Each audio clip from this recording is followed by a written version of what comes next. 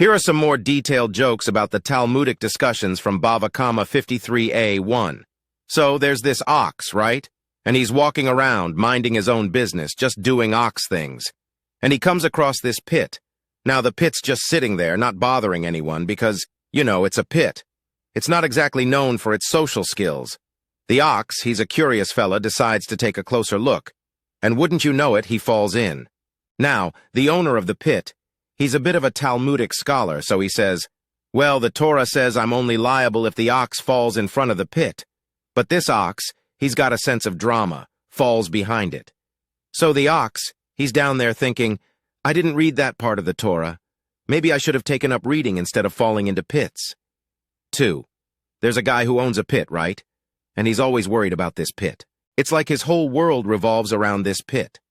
One day his friend asks him, why are you so obsessed with this pit? And the guy says, well, it's a liability. And his friend says, liability? It's just a hole in the ground. So the pit owner tells him, yeah, but in the Talmud there's a whole tractate about it. If an ox falls in, I'm in trouble. If the ox falls behind it, I'm in trouble. I'm starting to think maybe I should just fill the thing with water and call it a swimming pool. At least then I'd get some joy out of it.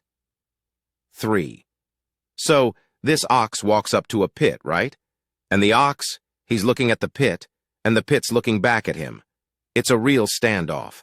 The ox thinks, I've read Bava Kama, I know my rights. So he carefully walks around the pit, but then he slips on a banana peel. Yeah, a banana peel, I know, it's like a cartoon or something, and he falls in from behind. The pit owner, he's watching this whole thing unfold, and he says, well, that's a new one. I've got to hand it to you, Mr. Ox, you've got style. And the ox, from the bottom of the pit, he yells up, you think this is style? You should see my backstroke.